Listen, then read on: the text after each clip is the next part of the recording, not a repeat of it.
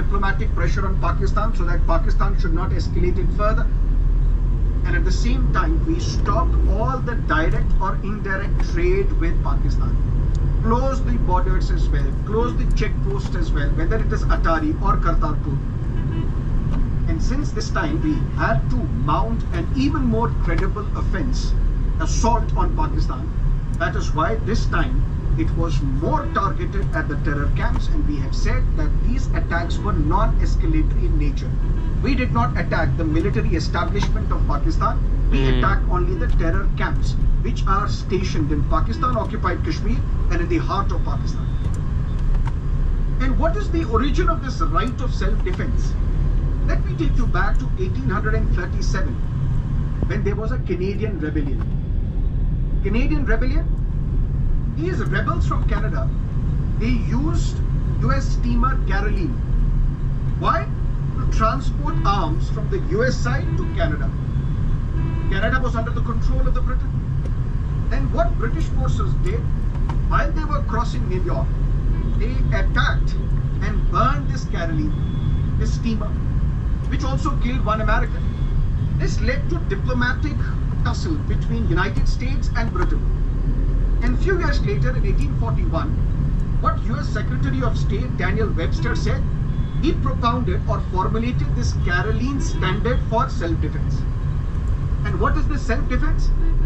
If you are mounted with an attack, now you have to defend yourself. And sometimes you can even anticipate an attack. The attack may not have taken place, but you can anticipate an attack. And this attack can be threatening to you. Even in anticipation of that attack, you can mount an assault on the enemy. And that is what we call the Caroline standard for self-defense. Where if the necessity is instant, if there is no time for you to deliberate what should be our response to this imminent attack coming from the enemy, you can mount an attack in self-defense.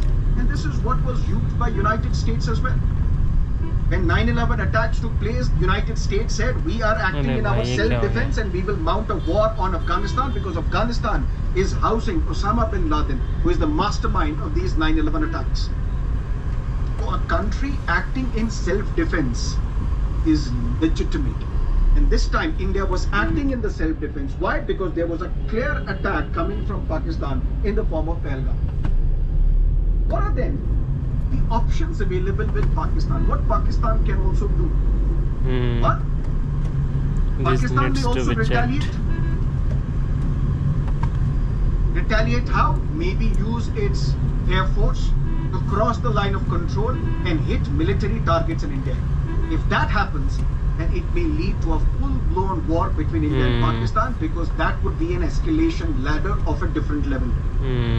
Or what Pakistan can do, what it is doing right now, bombing LOC, using its artillery to bomb LOC, and it has also resulted in loss of civilian lives along the line of control.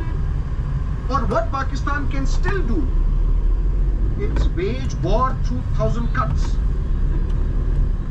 Still train these terrorists, take them through the line of control, because the line of control is porous, difficult terrain, passing through the Karakoram ranges or the Pir Panjal ranges, which becomes very difficult to monitor.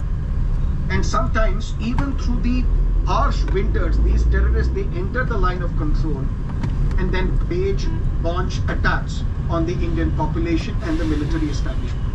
These are the options that Pakistan can do.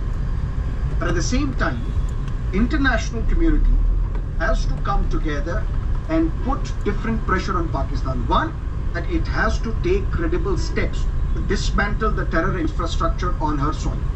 And at the same time, not escalate this matter further, because